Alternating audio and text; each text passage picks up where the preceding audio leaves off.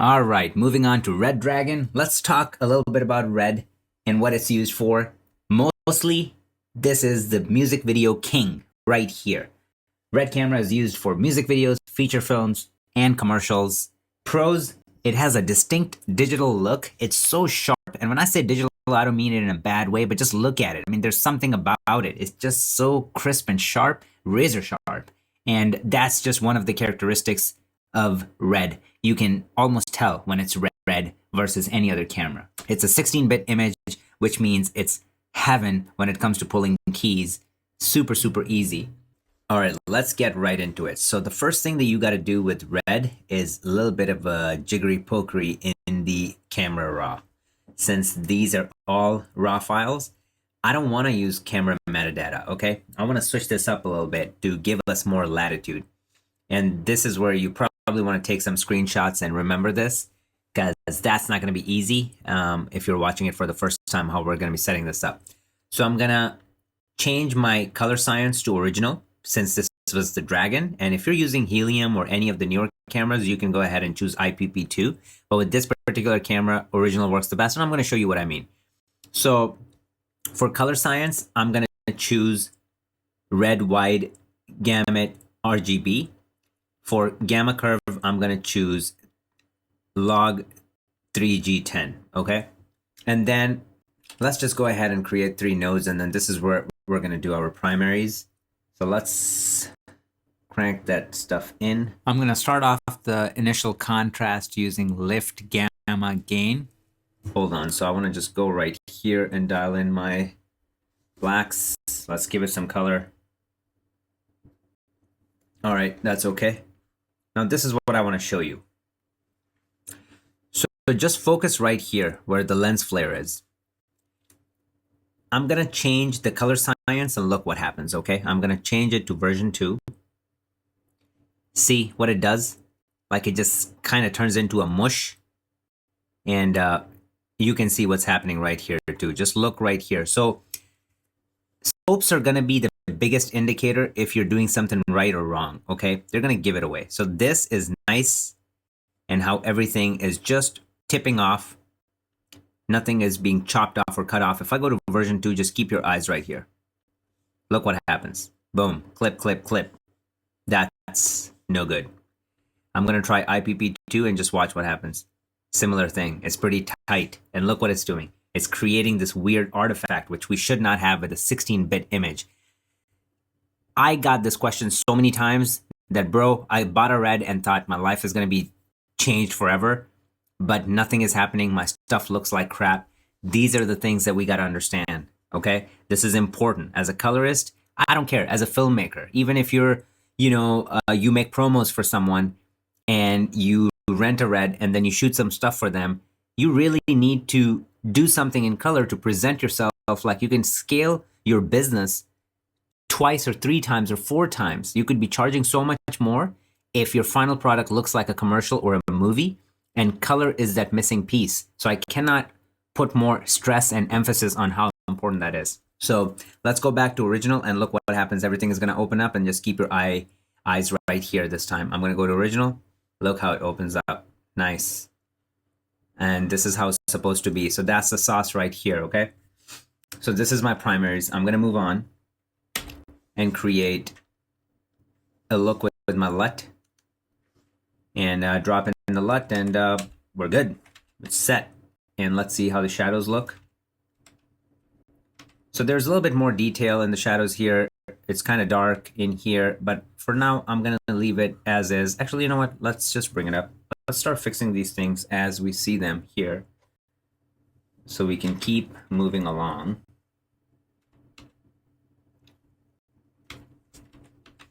And let's create another version. I'm gonna leave that there. I'm gonna remove that and throw our color transform.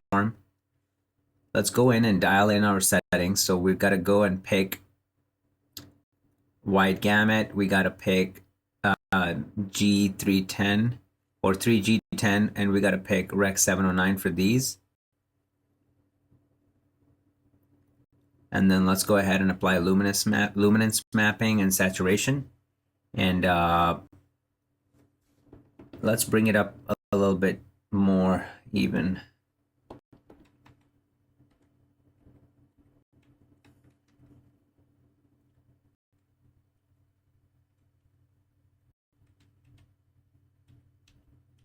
And I gotta be honest. Wow. I mean, I'm really, really liking the primaries on this one. I mean, just the entire image. Let's do this. I'm gonna do this and I'm gonna make it full screen, and let's hide this stuff and look at it for a second. So this is our primaries, LUT, and our CST, or color transform. Yeah, I mean, even just look right here. And just overall, I mean, I don't know. I just feel like there's so much more information here. Like, just look right here to right here and right here. I mean, I'm not gonna lie. LUT one has the most filmic look. It's really nice and gentle. So this has the most filmic look from the get-go. Once again, guys, this is not about, we're not doing color correction. We're just going from log to Rec 709. So gotta be honest, this has the most film look. This has the cleanest Rec 709 look and the potential to go anywhere. And then this is sitting in between these two, if I'm being honest. Because even look at this. So this one is a little bit more on the blue side, like cyan side. This one is a little bit on the warm side. And then this is literally the mix between cyan and warm. Like, it's genuinely the mix between the two. So film look, perfect Rec 709, a hybrid between the two. So that's what I would say for this shot. Moving along. So let's go in. We're going to go and do clip. And then we're going to change this to original, or color space to wide gamut RGB, and curve to 310. And we're really going to open it up.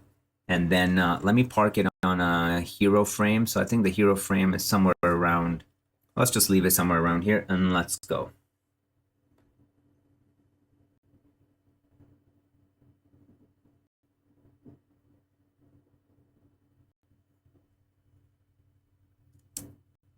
Let's crank that saturation. Somewhere around here is fine. Looking good. So I just use my lift and gain to kind of dial us in. So let's park it there, create a new version. I'm going to go here, drop a LUT. I really like how LUT work.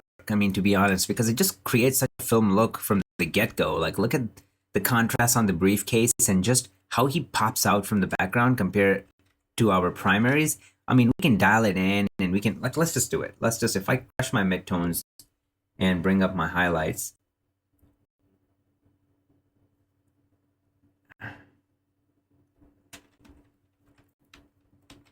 So even if I try to get there, I feel like it's just nicer and gentler.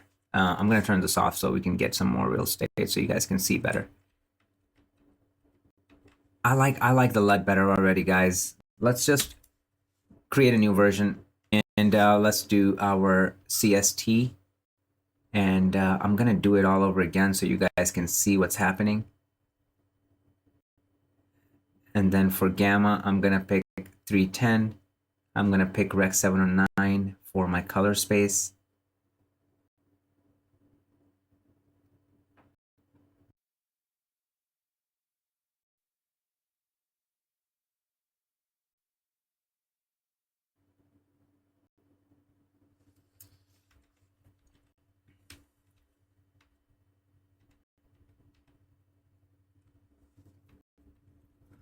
All right, let's make it full screen and let's check it out. Let's move this over.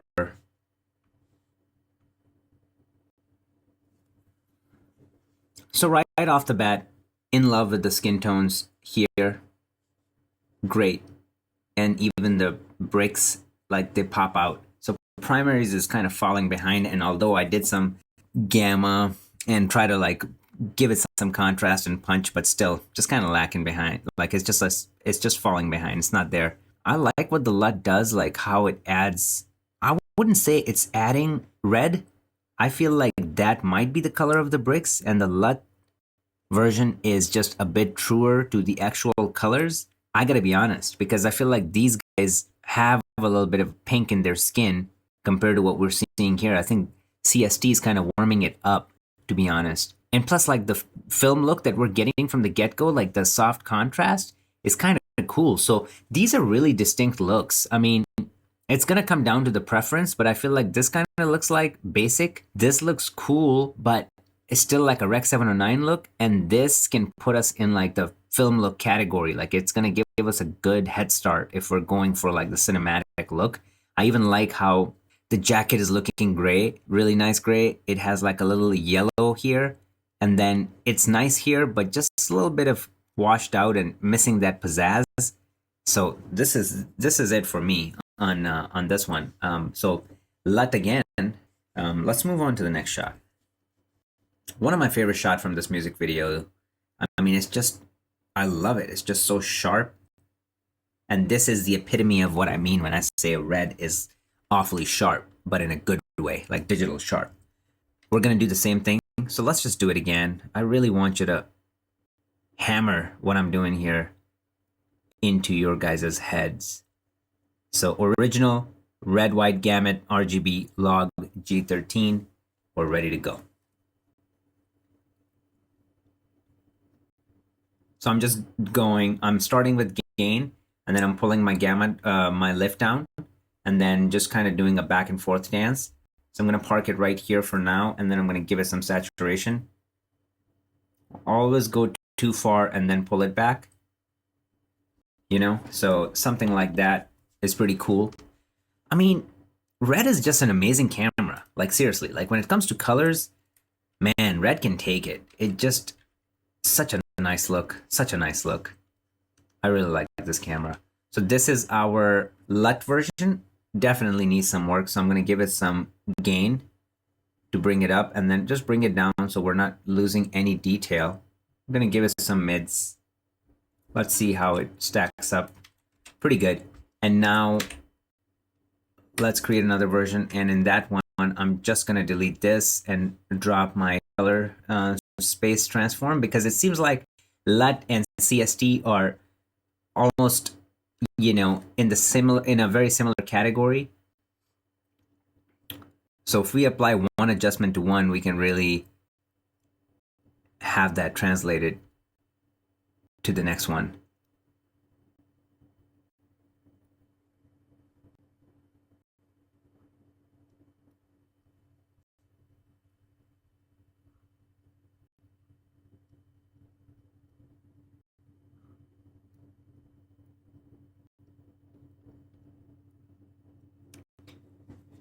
All right, let's look at it. Just adding a little bit more saturation. So, I mean, obviously I can pull the saturation back a little bit. Yeah, I mean, okay, let's just park it here, make it full screen. Boom, boom.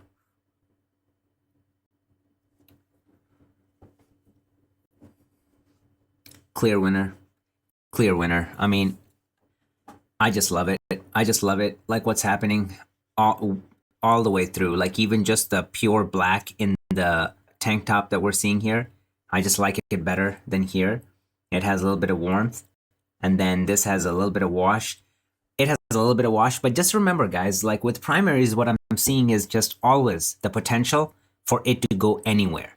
That is really cool that we get with the primaries. CST, apparently with the red camera, is just leaning toward a little bit on the warmer side for me, to be honest. So I feel like it's not a bad thing. It's just very consistent with that. But again, it's bringing in really nice skin tones and color rendering.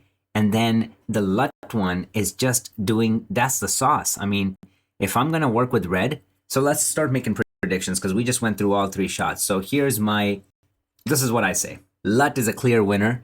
If we're going to work on red footage, drop that in. Just make sure in Camera Raw you set these settings appropriately. And if you're working with Helium or Gemini or one of those newer sensors, then change this color science to IPP2 and see what happens. You know, one set rule for the color science, you're just really going to have to play with it. But the best test is going to be to look at the specular highlights and see what it's doing. And if it's kind of making them crummy and clipping them, then that's not the right color space or color science, and you got to switch it up. But other than that, guys, for this one, I will go with the LUT, save myself a lot of time, and get a good head start. And it was genuinely a clear winner. It had the X factor. It was giving it that film look from the get-go. And going from log to Rec 709, this had the most wow factor. So that's it for Red. Moving on to Canon C200.